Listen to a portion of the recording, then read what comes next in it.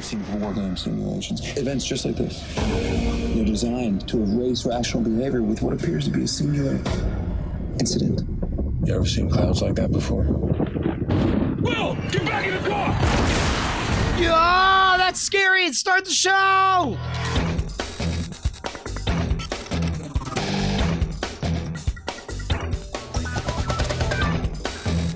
Welcome to Cordkillers. Our mission, if we choose to accept it, is to give you the information to help you watch the stuff you love when you want, where you want, on whatever damn device you want. I am Tom Merritt. Yeah, man, I'm Brian Brushwood, and more importantly, I'm somebody who just barely got the dock open in time to know when to punch out on that opening video, which is a trailer for a Netflix original called How It Ends. Is that right? Yeah, that's starring Theo James, Forrest Whitaker, and Kat Graham, coming July 13th. Yeah. It's a post-apocalyptic cross post-apocalyptic movies, maybe.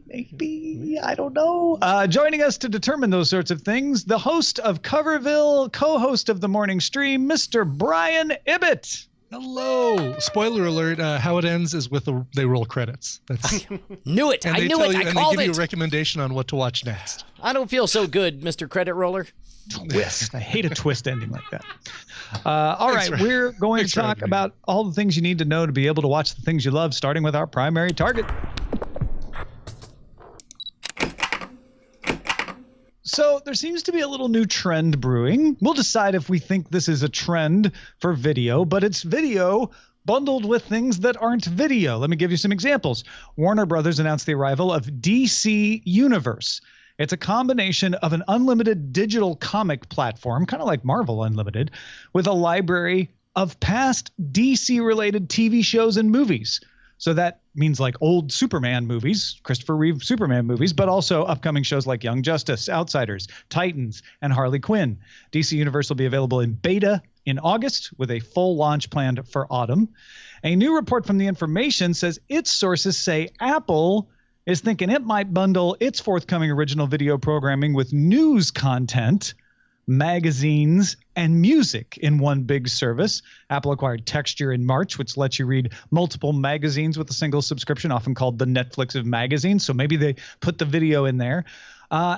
Netflix is, I'm sorry, I think these other two are unrelated to those first two, but those are a couple of things that are happening out there which make us think, you know what, maybe, just maybe, the next thing they're going to try, we're not saying if it's going to succeed, Brian, the next thing they're going to try is, oh, we know you like original TV shows. We'll get you to subscribe to ours by putting it with this other thing you love. So here's the crazy part.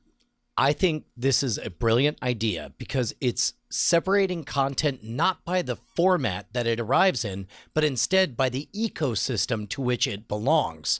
And the only thing it's missing that you haven't brought up, and for all I know, maybe upon execution, it'll nail this perfectly, is what I want is a local guide.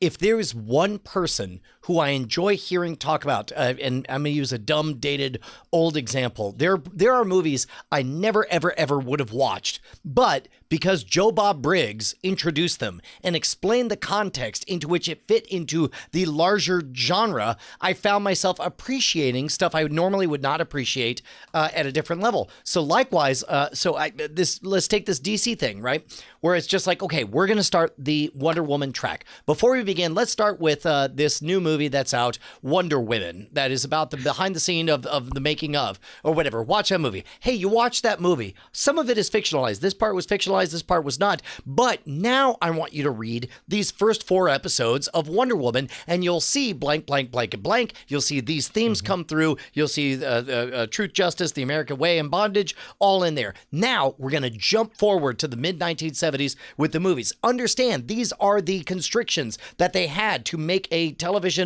movie based on Wonder Woman. You'll see them compromise here, but you'll see them nail it over here. Now watch it. I think that is something that I, as a fan, would deeply, deeply love. And I think this might be one of the most brilliant trends that we've seen in cord killing history. Brian Ibbett. Yes, brilliant for sure. trend in cord killing history or not? It's a brilliant combination. I mean, it is a good way to give you, all these different mixed media sources.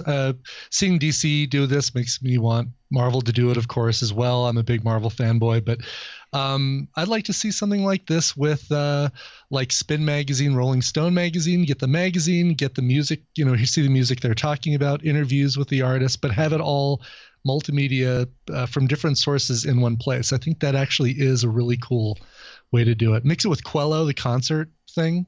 Oh, that's great. So you get live stuff. So it's an ongoing story at this point. Exactly. Knots _ in the chat calls it a pop culture Sherpa, and I love that idea. I think that's exactly what we desperately want is a narrative thread. We don't mind viewing our content in a postmodern era, from the 1,000-foot view. But I think what we want is a tied together narrative. Like we'll talk about this later, but even Preacher, I never read Preacher the comic book, but I would deeply love to hear somebody who loved Preacher to explain to me the difference between the comic book and the television show, to take me on that journey.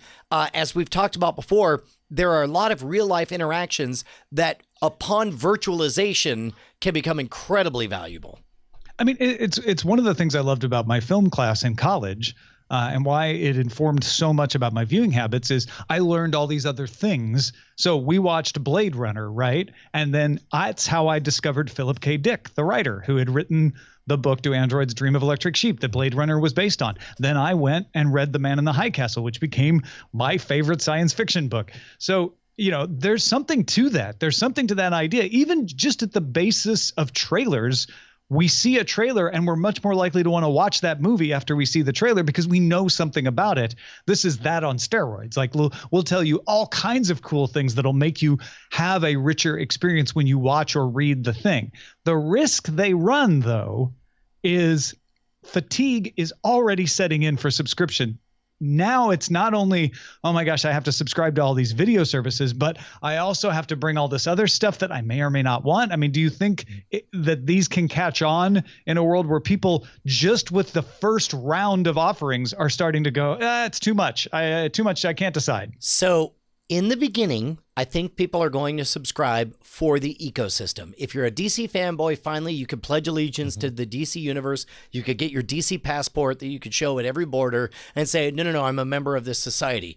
But I think the opening is for the curators who take you on a journey, and eventually you will buy single pass experiences curated by a single storyteller who tells you the meta story about the story. Somebody like, and for example, you and I have done this already, Tom. When we talked about the Dark Tower universe, you have to decide how you want to experience that. What is the quote unquote right order to do it? Because the right order is not the order in which Stephen King wrote them. The right order is based on, if you want to get this kind of experience or that kind of experience. Eventually, I think you will subscribe to a particular taste maker who will write a prescription and take you on a journey holding your hand. This pop culture Sherpa idea, I love it. And I think that's eventually what we're going to subscribe to. Yeah, Star Wars is a great example of this. Having somebody that directs you through which movies you want to watch in which order, which books you want to read, which TV shows you want to tag along with that as well, but curates it in a way that is has a good through line, has a good storyline. That is a brilliant way of doing this. I think that idea works best outside of the publisher's bundle, though. Certainly outside of an Apple bundle, it can definitely work in a DC type bundle, but in an Apple bundle, it's like, well, hold on, now there's some things that Apple doesn't have the rights to, and or I'm on Android, do I have to change my device just to have the pop culture Sherpa? So I wonder if, because I adore this idea as well, but it feels like almost a third party service that says we'll figure out where all the pieces are, tell you how much you have to pay. You pay once, we'll get you in the door and download the proper things and add the proper services, versus, well, there's DC that has those bundles, but it doesn't have everything in their tour because they don't have the rights to this one property that belongs to Warner Brothers still, and they're not available for DC, et cetera, et cetera. So if this proves popular, I can envision, and I have no justification for why I believe this will actually happen, but I can imagine multiple versions where it's like kind of like a ski slope, right? Where it's just like, what's your skill level? How deep do you want to go? Here are some different options. This one requires, do yourself a favor, get a Netflix and Amazon Prime and a DC subscription, and we'll take you on the full journey. And then this other Black Diamond is going to involve this 180-page book on film theory. And maybe it does, right? Or maybe a very unpopular, counterintuitive, circular time you situation are going theory. to have to watch The Room for this one, but it's worth it. Trust me. Right. And I think what'll happen is we're going to trust curators more and more. In the early days, 300 years ago, you went to the library and the librarian showed up and says, what do you want? You didn't have an answer. You're like, well, I kind of want to learn about this. And you trusted a human being to curate your experience, to learn about whether it's, molecules or science or alchemy or whatever. And I think in some ways we're going to go back to that, where it's like, I tend to like transformative stories with a circular narrative that takes us back to the beginning. I love the hero's journey. I also love sci-fi, this, that, and the other thing. And it's like, okay, I have a track for you. It's going to cost you $20. That's the fee you're paying me, your curator. You're also going to need subscriptions to these 3 services. Check these boxes, fill in your credit card, and now let us begin the 3-month journey you're going to go through. And I really think you're going to come out happy on the other end. There's a value to curation, and I think we're approaching a place as a society where we don't mind paying the price for that. Yeah, the only part I disagree with is whether these Apple and DC type bundles end up being that. I don't think that they end up being smart enough or having enough manpower even. I think they are those sort of things. I think they're a proto step in that direction. In the evolution, this is the flying fish or the sea turtle that kind of barely climbs out on land for a little bit and then goes back down. I feel like that's a step in the direction that we're going to go, though. Well, these services would enable the curation, though. They might not come from the DC universe. They might not come from the Apple app, but they'd enable these other services that could do that and say, all right, bundle, here's where you're going to be going through that path. And I mean, I think they could do them anyway, don't you? It does make it easier to have the bundle. DC would definitely be able to do it because they have all that content. They have the comic books that they can direct you through. But, some of these other things come from multiple different sources. If you're going to do the Star Wars example, for example, you'd have some things that come from the movies, some things that come from comic books, could be Dark Horse comic books, could be Marvel. It depends on which ones are accepted in lore. Same with the books. And they don't own all that. So that would have to be Star Wars particularly. You might want to have, here are the 1950s World War II films that inspired the flight scenes. Or Akira Kurosawa, like some of the stuff that inspired George Lucas. Kurosawa, et cetera. Yeah. Well, and keep in mind also, this also could introduce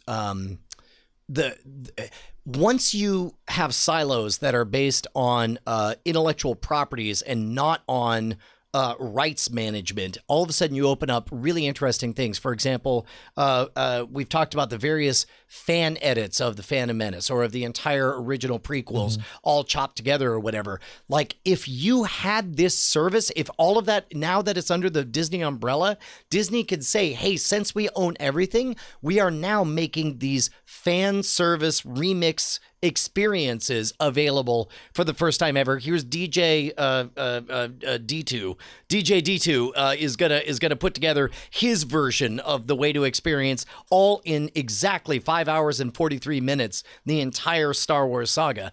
I think that's great. I think that we've lived in a remix culture, and it's only by moving to silos based on intellectual property or concepts and characters or worlds that will get us to a place where we're not entangled by the current, licensing nightmare that we have. I don't know. I mean, it sounds great. I think you run up against walls where you're like, yeah, but the perfect thing to include here is this. And Disney's like, yeah, sorry, that's NBC Universal property though. Can't have that. It just, but it definitely feels like a step in the right direction though, right? I think your idea is way better than what's actually going on. Correct. And I'm prone to do that. Hello, welcome to Cordkillers. Yeah, no, and I love it. I hope they listen to you for once. I mean, you're not wrong. You're not wrong. It's probably not going anywhere. Let's check in on our patrons, the folks who make this show happen. Yesterday was Patreon Day, where we collect the pledges from everybody who supports the show. So big thank you to everyone who continues to support Cordkillers over the years. Brian, years of support from some of these people. Yeah, you know what? I'm gonna pinch a email that's supposed to show up later, and I'm gonna read it right now. David says, "Hi, Brian, Bryce, Tom, Jackie, and somewhere in the background, and of course the other Brian. So Westworld season 2 ended last week. I chose another show to watch to justify my HBO add-on subscription through Hulu. He chose The Leftovers. He's watched the first 3 episodes so far. Well, those dogs aren't ours anymore. I know that you've already watched and discussed the first 3 seasons of the show. My question is, where's the spoilering search feature project at right now? Months ago, Bryce mentioned that he thought it was 1,500 Patreon bosses to make the search function for spoilering time happen. Are we close? Are we anywhere near close? The number we picked was 1,850 because it seemed at the time, surely we could get 200 more subscribers or $200 more per episode, but we still have not made it. No, it went the other way, actually. Yeah. So Tom, do you think maybe we lower the bar on this? Because I want to see it happen too. No. It does seem like it's something people aren't that interested in, to be honest. So if we lower the bar, I don't know. Well, if we lower the bar, then certainly, like, if our problem is that we're slowly bleeding patrons and money per episode, then maybe we lower the bar so we could go up. Or maybe being that close. Maybe being just that close to success will cause it to happen. You know what? Actually, here, I have a solution. Me, Brian Brushwood, me, the individual, pledge that if we hit either 1,750 patrons or 1,750 per episode, I personally will pledge the remaining $100 to get us to that magic 1,850. Like, I want this to happen. I want it to happen. It's good to litigate this on the show right now, though. I don't see why you guys are having a problem with it. I'm just giving up my share. Look, hey man, look, you guys, let's get to 1,750 and I'll make the rest happen. How about that? Get us to 1,750. 1,750, I'll take care of the rest and we'll make all that happen. And you can watch your favorite shows right along with us with the Spoiler in Time Project. Let's get on to how to watch. So whatever the new trend is going to be, it's going to be more expensive because we're going to raise your rate week for cord cutting services. Sony announced it's raising its PS View plan by $5 a month each due to rising business costs. So the cheapest plan on PlayStation View will cost $45. The most expensive plan will be $85. It starts July 24th for new subscribers, and the first billing cycle after July 31st for existing subscribers. So if you rush in there and subscribe before July 23rd, you'll get a month at the old price, but then it'll go up next month.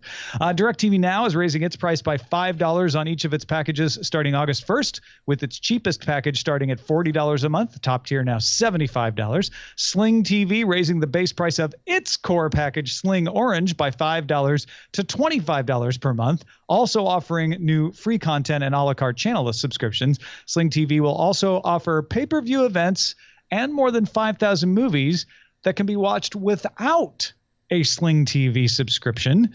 A new user interface reflecting this content option will hit Roku devices now, and other devices will get it to come. Meanwhile, kind of slightly unrelated, Dish and Univision are in a carriage price dispute.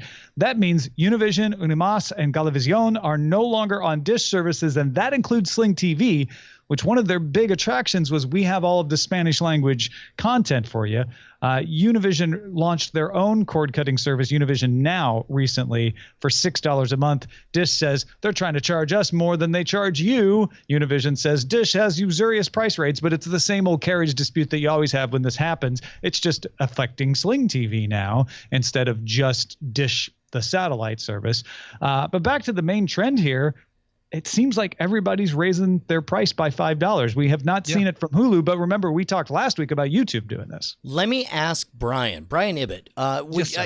You're a cord killer, a cord cutter, right? I'm a cord killer. Now, in your heart of hearts, are you doing it because you resent the pricing of traditional cable, or are you doing it because you resent the restrictions on watching what you want, when you want, on whatever device you want? It's the latter. I want to be able to watch what I want when I want on my iPad, on my Apple TV, on whatever. And actually, one of these is the one I use, DirecTV Now. Got in on that that launch price, the $35 a month, and I haven't gotten off of it. Haven't changed anything, so I'm still locked into that price. Got my free Apple TV version too, so I'm happy with that. Doesn't look like they're going to be changing that on me because I'm locked in, but. I just wanted the flexibility to be able to, when I travel, be able to watch the stuff I want to watch and not be, chained to the hotel television to see what, what it is I can watch. So, Tom, do you think, when we started, there was a lot of people who were in this movement because they were price sensitive. Of course, we've talked about the ongoing problem of the fact that the highest quality experience and the most cost-effective experience in many markets has been piracy. I think these prices raising is a very positive indicator that we're moving beyond that, where it's no longer the highest quality experience, and that they have the numbers to back it up to the shareholders to say, no, we should raise our prices, because what we're seeing internally is that people would rather stay in our ecosystem and pay more rather than go out and get a bunch of virus infected stuff that may or may not be the actual content they're looking for. I think some of what the reason they're raising the price is exactly why they're saying it, which is carriage fees are going up. And I imagine that a lot of the networks gave them a cheaper deal at the beginning, thinking, how many subscribers are these service going to even get? Like, it's just gravy money anyway. But as they build up more and more subscribers, the networks are like, okay, your sweetheart deal is over. You got to pay the real rates now because you've got real subscription numbers. I think that's happening. I also think that some of these prices were intentionally low to get people in the door, to say what we need to build up with these services, because we're a big company, Sony, we're a big company, Dish, we're a big company, Google. We can afford to lose a little money on this. Where we'll win is if we have the momentum. If we have the number, the more subscribers we have, the more other subscribers are going to hear about us and come in. The more subscribers we have, the more networks are going to be willing to participate and flesh out our offering. So let's keep the price low to get people in. And now that they've started to build up that subscribership, they're saying, okay, now we can inch the price up a little bit. And I wouldn't say it's collusion, but there's certainly an aspect of, oh, well, YouTube did it? Great. Then DirecTV can do it. Oh, DirecTV did it? Now Sony can do it. Like, they're all looking at each other saying, okay, it's safe. We all knew we needed to do this. And now's the time where, somebody finally took that first step so we can all follow. I guess they were also close to each other in doing it, that it almost seemed like they had advanced knowledge that the other players were going to be doing it at the same time. I think they all had contingency plans, like when situations reach X, we're going to execute plan Y, and then one domino fell and everything goes down. I do think it's a healthy indicator of the robustness of the non-traditional method of watching TV. I think the weird is the new normal. Yeah, and this is what you expect to happen. I think we'll have an introductory price, we'll have a peak, we'll have a shakeout where a few of these will go bankrupt. Then we might have a few price drops, and then we'll reach cruising altitude, and we'll figure out, well, how much are these things actually going to cost? I think we're pretty close to figuring out what that base price is going to be for these. Yep. I agree. Trying to figure out what the retail analogy is. You can't really say it's like the give out the free razor and then charge for the blades, because you're locking somebody into that ecosystem. It's like saying, here's a free HD DVD player, but now you got to buy all the discs for it. Well, it's the magazine subscription. Get 12 weeks of The Economist for $12, and then after that it goes up to $5 an issue. Right. But only, unlike The Economist, it's incredibly easy to cancel your subscription. Like, all of these services make it really easy to stop and start your subscriptions. And I think back to one of the things you said earlier, Brian. I think they've started to realize, even when we make it easy, not that many people still cancel, because it's just easier to keep going. And plus, also, we've talked about this before. Those who do cancel, they remember how easy and unpainful it was to cancel, and that makes it just that much easier to jump right back on. I mean, I think I've talked about this before. I think I have subscribed to Sling 3 times and Stars 4 times. Yeah, and how many people still have a CBS All Access account even though they're done watching Discovery? Just because they've forgotten to turn it off, or they're just waiting for it to come back on and then they'll fire it back but up. I watched Family Ties. Of course you did. Why wouldn't you? All right, let's talk about what to watch. Promise it's not Family Ties in Under Surveillance. Not like real estate. It's all about location. Item number 1, go watch Family Ties. It's a great show. There's a trailer out for Family Tie. No, there's a trailer out for Wellington Paranormal, the TV spinoff of the movie What We Do in the Shadows from Taika Waititi and Jermaine Clement. The movie was a mockumentary. The show appears to be more like a parody of Cops. Comes to Channel 2 in New Zealand on July 11th, and FX has ordered 10 episodes of an American remake of the movie in the form of a TV series to star British comedy stars Kayvan Novak and Matt Berry. So it'll be interesting to see if the Wellington Paranormal comes to subscription services in the U.S., but at the same time, there's also going to be an FX show that's turning the movie into a TV show, a la what they did with Fargo. So hold on. So we're looking at 2 concurrent projects, both with the same progenitor, both based on What We Do in the Shadows, which I'm very glad I've finally seen going into this discussion. What are the odds that they are not building them in such a way that if one is very successful in one market and the other is not successful, that they can't be folded into the shared universe or exist side by side? I mean, they should do that. My guess is they're not, because one's being done in New Zealand and the other's in the U.S. But by they different had companies. somebody had to sit down and say, hey, you do realize that if this is successful over there, whatever you build it however you want, but consider the possibility, wouldn't you like it to be sold alongside this other property if it becomes the more successful of the two? I mean, that makes sense on paper, yeah. And there's no mention of the, not really a sequel, but a spin-off movie that they were going to do based on the werewolves in What We Do in the Shadows. So that's a whole third thing. Still in development. It's just that Taika got really busy doing Thor Ragnarok and other things. So Classic Taika. Yeah. What are you going to do when you're a vampire? The 5th Indiana Jones movie, or possibly 4th if you don't count Crystal Skull, was set for release July 10th, 2020. However, Variety reports production's been pushed to later than the original expected April 2019 start date, meaning it won't be ready for summer 2020. The rumor is John Kasdan, son of Lawrence Kasdan, is in talks to rewrite the script from David Koepp, and that's why they're pushing off the start date.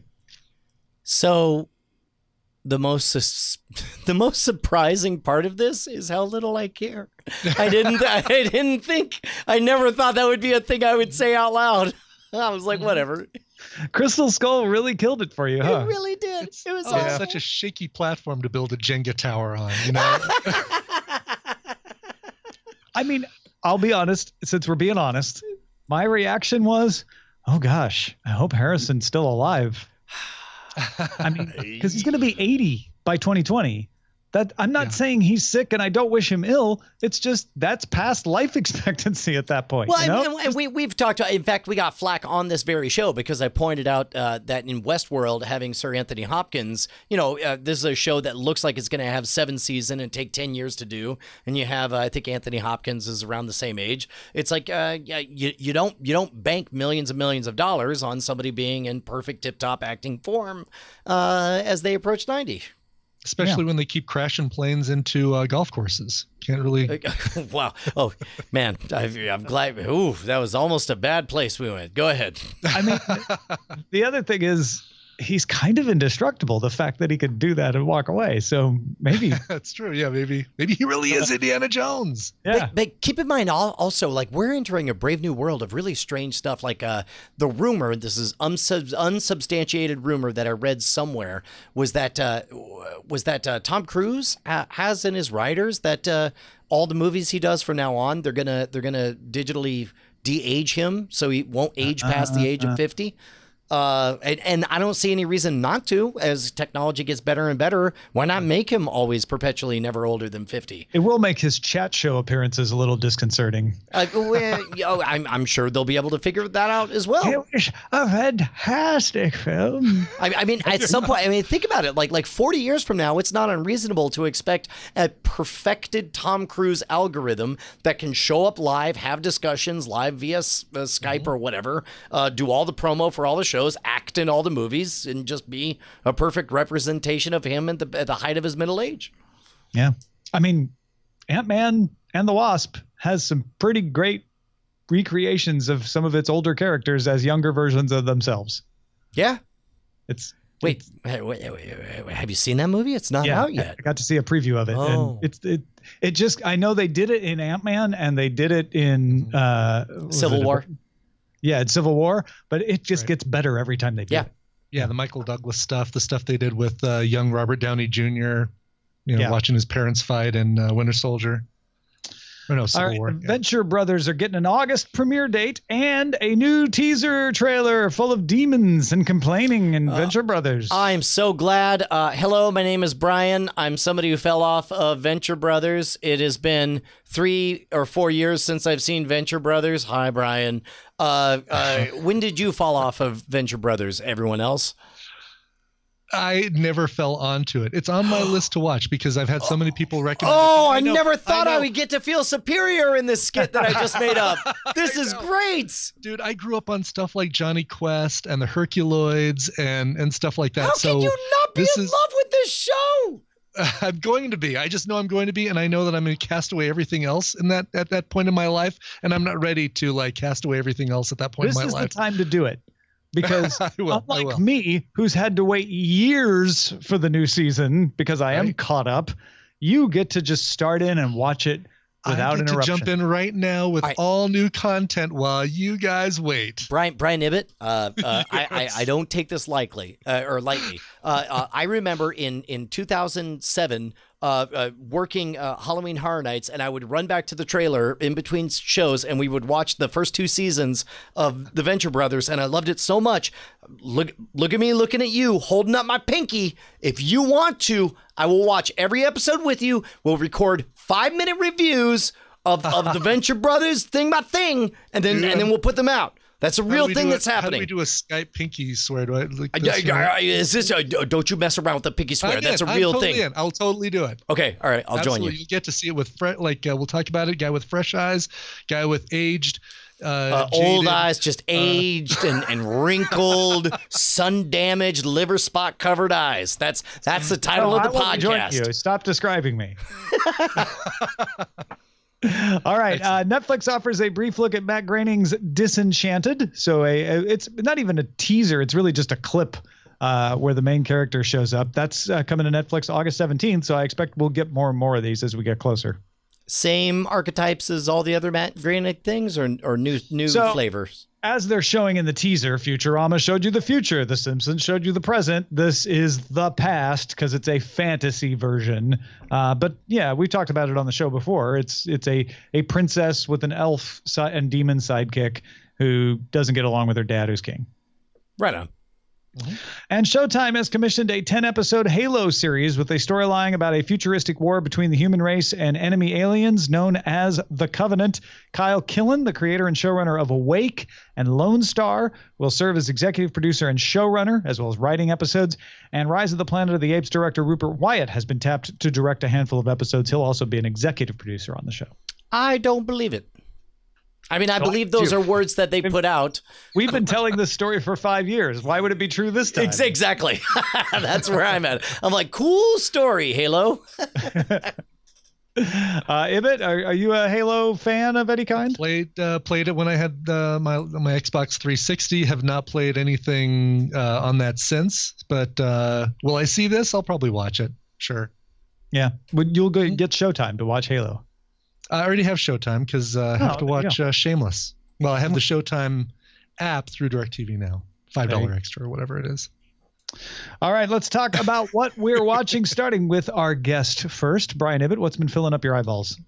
Tina and I have been catching up and binging on Homeland. It's one of those things that's kind of always been on our list that people have been saying, oh, you've got to watch Homeland. It's really good. But season 3 sucks. But get through season 3 because season 4 picks back up and blah, blah, blah. So we just finished up season 3. Didn't think it was that bad, but I think it was people's expectations or people setting our expectations low that really help with that. But I think it's a really good series. Claire Danes is great. Mandy Patinkin, always great. But here he's kind of a that's one that I fell out of in the middle of season 3. 1. Yeah. No, Oh, in season really? 1, I just didn't finish the season, and I never went back. Well, you should. Season 2 is really good. I love Claire Danes and Mandy Patinkin both in it. They're both amazing. Yeah. I've also been watching Clone Wars. Again, something that people have said, oh yeah, you got to get through that, check that out, and then watch Rebels. So binging those kind of in my off time, right before sleep time kind of thing. And then finally, I wrote Waterworld, but really I mean Westworld. Finally, we decided I we was would wait wondering through. if I had missed out on the TV version of Waterworld. It's on Freeform TV, the TV show Waterworld.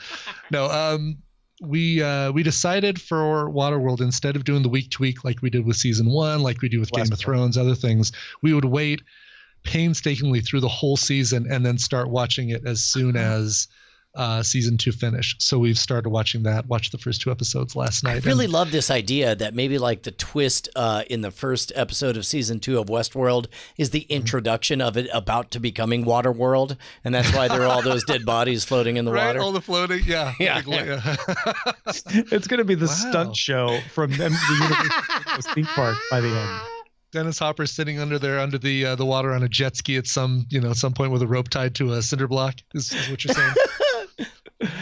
Well, as you mentioned, Brian, I finally did see What We Do in the Shadows this weekend. Oh my goodness! Yeah. Okay. Do you want to talk about that in spoiler in time, or you want to just speak in generalities right now? Yeah, no, we could spoil it a little bit in spoiler in time, but my impressions were it was just fun. It was just a good time. It was a blast. I put it on because I wanted to see it. I knew I find Taika hilarious, and it carried me right through. I never checked my watch once. High praise. Put that on the poster. When I'm watching a show at home, I very often, it's not checking the watch, it's tapping the remote to see how much time is left. Sure. I'll do that once in almost every movie, no matter how good it is. Meanwhile, I am not married to anybody who works at Rotten Tomatoes, so I did not get to see Ant-Man and the Wasp. However, I am very optimistic and very excited about it. I did watch another episode of Deadwood and Preacher. Also came back. I watched the first 2 episodes of Preacher this season and made it back safely from Hawaii. Ant-Man and the Wasp was great. Oh my gosh! Whoa. You don't say that lightly. That's 2 up from the mid range. Yeah. Wait, isn't that the highest? What's above No, great? from the top? Amazing is above great, and mind blowing is the highest, which I've never given any movie. Oh, okay. Well, then why do you have it? Just in case. One day. Yeah. It's 11. It's just in case you need to push that extra. I think if I'd had the scale running when Pulp Fiction came out, I probably would have, 23-year-old me would have said that was mind blowing, right? I don't know if I'd still give it that, but By the way, did you know that at least with the Apple TV and Netflix, the first tap tells you how much of the show is left. The second tap tells you what time you'll be finished watching if you don't pause. Like it changes the numbers on the right to be 10:15 p.m. So you can say, all right, I'll be done with this show. It just says the words, you can make your son's baseball game. Don't worry about it. Exactly right. Exactly right. And the other thing I wanted to mention is I started watching Broadchurch finally, made it all the way through season 1 and loved it. Everybody who's recommended it, you were right. It's really good. It's only 8 episodes in the first season, so it's quick to get through. Season 2, I'm not as captivated by yet. It's a little bit harder because it's a bit of a one-trick pony in season 1. But I'm told if I stick with it, it'll pay off as well, so I'll probably keep watching it. Bryce, what should we be on the lookout for? Hey, we got a letter from Amar. Who at the pick that might be time limited. So listen up. This they write, "Dear Killers, for the past few months, my sister has been binging the X-Files on Fox Now. They have every single episode for free in HD, except for 2 episodes from season 3, which you need to authenticate for. It's a pretty good deal considering that it's 11 seasons worth of content for free, and you can watch episodes in HD that aren't available on Blu-ray like season 1. My sister is obsessed with 1080p," he says.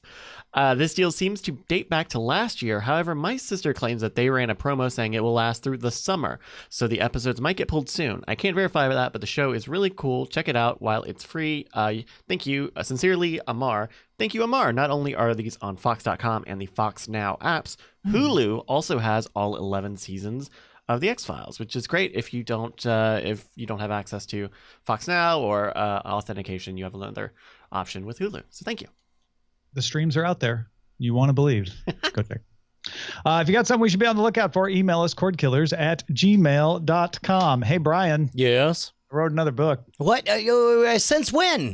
I was just kind of bored over the weekend. Just like, let me write a novel. Gallium? Well, what's Gallium about? Is it's about somebody holding some metal that melts in your hand, not in your mouth? Really bad SEO is what it is. Like, I've realized that since I put this out. No, Gallium, if you ever read my novel Lot Beta, is set in the same universe. It's not a sequel, so you could read this one first and then read Lot Beta. They're not directly related, but they have some references to each other.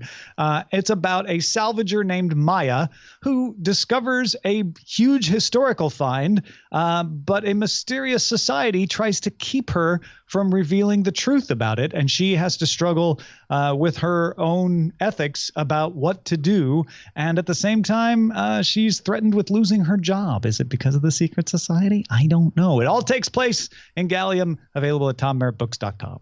Right on. You know what she should do? She should get lots of patrons, and then she wouldn't have to worry about losing her job. Well, there is a character named Britt who says we should do the group raise thing. That's amazing. Yeah. That's fantastic. Go check it out, tommerrittbooks.com. Let's move on to the front lines. Front lines. The U.S. Department of Justice has given approval for Disney to acquire most of 21st Century Fox. If you recall, the deal does not include the Fox Broadcast Network, Fox News, or Fox Sports 1 and Fox Sports 2. However, the deal does include the Fox regional sports networks, and the Department of Justice says Disney would need to divest itself of those regional sports networks because it believes having them and ESPN creates an anti-competitive conflict. Disney has agreed to the conditions, and Fox has pretty much said, we still don't want them. So they would likely get sold to a third party that isn't Fox or Disney. And don't forget, Comcast still has a competing bid, but it has not received antitrust approval. So this deal isn't done yet, but Disney's now got the upper hand because they've got regulatory approval. Is that tacit endorsement of the idea that it's like, yeah, we don't really care about any of that crap. We only want the other stuff. These are all just bargaining chips. Please just let us have Fox so that we can complete our Marvel empire. We want your back catalog in your movie studio, please. Exactly. And the name. Meanwhile, Verizon will shut down its free ad-supported Go 90 video streaming service on July 31st. Verizon Go topped out at 17 million unique users earlier this year. Verizon laid off most of the Go 90 staff and shifted development to former Vessel staff after VZN acquired them. No more significant layoffs are expected. Surprised? Not surprised? Don't care. Not surprised. Not surprised at all. Hindsight's 2020. I know, but I never thought this was going to catch on. It just didn't have a reason. I'm with you. Mm-hmm. Never even heard of it, honestly. Perfect. That's what we wanted. Kids on phones want to watch vertical video. That's what we've learned from Snapchat and Instagram. Sure. Go 180. Yeah, Upside exactly. down video. Stay where you are from Verizon. MoviePass parent company Helios and Matheson Analytics has filed paperwork with the U.S. SEC that would allow it to sell up to $1.2 billion in equity and debt securities. Now, it doesn't give them that money, but it does give them clearance to raise up to that amount through various financial means like selling shares, et cetera. So if you're wondering, how can they keep losing money on MoviePass? This is one of the ways. Mm-hmm. Man, I don't even have a comment. Brian, well, as the outsider here on the show, how in love with MoviePass are you, and how smart do you think their business plan is?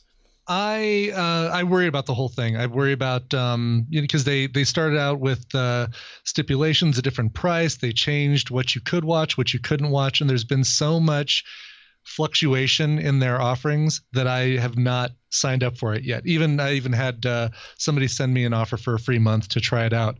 I'm actually a little bit more interested in the AMC MoviePass. I know it's a little bit more, but it just feels like, all right, it's tied to one theater. I get 3D, I get IMAX, I get Dolby Atmos, all that stuff. And the theater we usually go to is AMC. So why wouldn't I go with something I kind of trust more? Man, yeah, boy, did I ever mention how Brian Ibbott's my favorite guest? He says exactly what I postulated 1 week ago. That's good stuff. Meanwhile, Netflix is buying half of Regency Outdoor Advertising, giving it up to 35 billboard displays along Sunset Boulevard in West Hollywood. This deal is expected to close in July. Sources familiar with the matter say that Tom Merritt put this in because he lives in LA and sees these billboards. No, actually, I never see these billboards because I never go over there. It's too much traffic. Why would I ever do that? Okay, sorry. But the reason I did put this in the lineup is it's a really interesting move for Netflix to say, what we want is to have TV producers, TV actors, TV agents, movie actors, movie agents, movie producers thinking about us. And the way we do that is we buy these billboards. That's why people buy billboards on that Sunset Strip. Yep. And Netflix is like, how about we buy the company? So it costs us $800 in vinyl instead of $25,000 in rental to put these billboards up, and they will always be showing Netflix stuff. It seems kind of genius to me. That's so interesting. Have we seen any antitrust breakups in the field of advertising where it's just like, that's not fair, you own the ability to communicate too loudly, stop it? I don't want to say no, but I can't think of any. CBS used to own CBS Outdoor. They ended up getting rid of it, but I don't think it was ever a regulatory issue. No. That's crazy. Yeah. All right, let's get to the dispatches from the front.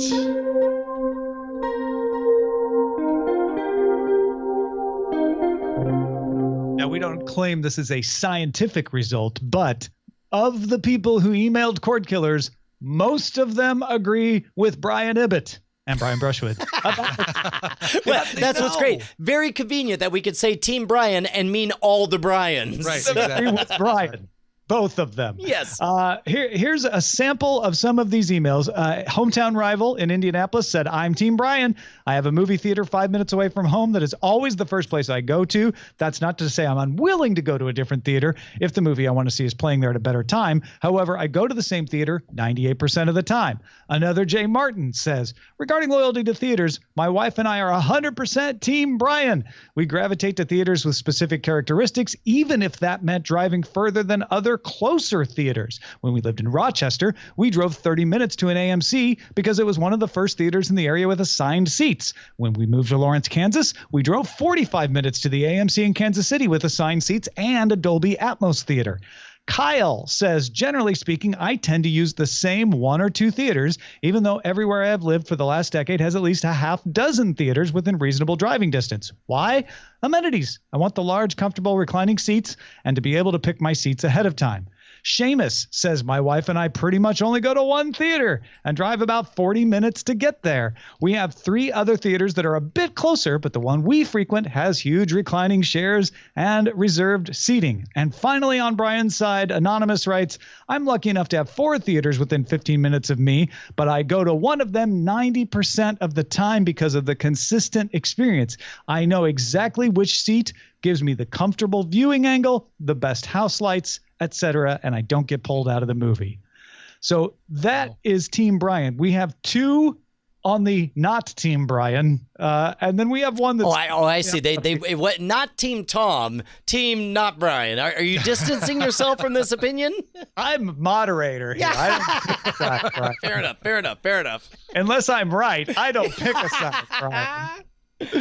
David Fram said, hey guys, here in Waco, we have 2 16-screen megaplexes run by Regal and AMC and 1 6-screen cheap seat theater. My wife and I tend to go to the AMC, and only because they put in an IMAX screen last year. However, the Regal is the only location for Fathom events, and thus the only place to see the Turner Classic Movie Monthly Classics. And then Lewis says, I would never consider AMC's plan because it's limited to AMC. I wouldn't do Alamo's plan because both Alamos in Denver are pretty far away from me. But I will go to movies at various chains, United Artists, Regal, and Landmark, and sometimes AMC and Alamo. Finally, Chris Denny says, I happen to be one of those people that doesn't go to the theater at all. Oh! It's not that I don't want to, but paying $20 once on iTunes for a movie I do want to see trumps a trip to the theater. While one might think I'm missing the theater experience, there isn't that much of an experience I can't replicate at home except for the big screen. But a 4K 65-inch screen in the dark is pretty darn good. Yeah, Does he pay people to sit around him and talk and chew loudly and and whisper to each other to get that full I'm just going to experience? bring my crying kid into the room Right, and be all exactly. like, Janie, stop, Janie, stop. Someone to walk in 5 minutes after the movie starts, stand in front of you and look for a seat. Yeah. Did you just create a situation where you stole a kid named Janie? Yes, I wasn't going to use one of my kids. He's got a soundboard so that when he laughs, he presses it and it sounds like everybody else is laughing with him too. Nice. So. Josh from Columbus writes, "Hey, Cordkillers, I signed up for the AMC Stubs A-List program, and just before I hit submit, I noticed something in the fine print. There is a 3-month commitment to the program before you can cancel. I still signed up because I go to the movies frequently and it's a good value for me. But if you're wanting to sign up for a month and catch up on movies, then cancel. You could find yourself with quite a surprise." Okay. Well, good to know. Good to know whether if you're considering this thing. Brian, you said you're considering this thing. Does this affect? It doesn't scare me. I mean, all that stuff. Well, I don't want to say all that stuff. I mean, the apps and stuff let you get in and out pretty quick. But this doesn't surprise me, especially for people who are like, great, it's Oscar season. 1 month, going to see all the Oscar films and then cancel at the end. And so they've got to do something to protect themselves. Yeah. Well, that is it for this edition of Cordkillers. Brian Ibbott, thank you so much for joining us. My pleasure. Thank you for letting me be here. Thank you for letting me double the amount of Brians. Yeah. On this episode. You know what? I feel like, we're only 1/3 Brian short of a perfect podcast here. Mm-hmm. Yeah. Fine. I'll name myself Brian. Nailed it. But let me, in all seriousness, Brian Ibbott's voice has been tickling my ears since before I ever knew him, and I wish it would stop. No, it's great. I love Coverville. It's one of the best podcasts ever. It's one of the first podcasts that I ever subscribed to, and of course, you can also enjoy him on the morning stream as well. Anything else you want to tell folks about that's going on? Film Sack, loving doing that show. Just started up a new show on Giant Size Team Up Network about Marvel Strike Force, which is a mobile game that's actually got enough depth to actually support a podcast. So if you're checking out that, then giantsizeteamup.com is where to look for that show. And of course, Soundography. How can I forget? Just recorded a new episode today about the band Sparks. We listened to an entire artist catalog from start to finish in 7 days, and then tell you which albums. It's kind of like that through line. We're the Sherpa, the music Sherpa, to tell you which albums to hit, which ones to avoid. Fantastic. Our website is cordkillers.com. Our email address is cordkillers@gmail.com. We're live on twitch.tv/Night Attack, which is also carried on diamondclub.tv, Mondays at 7 p.m. Eastern, 4 p.m. Pacific. I'm Brian Merritt. We'll see you next time. Hey guys, Brian and Tom here, and it's just the same old message at the end of the credits, just like always.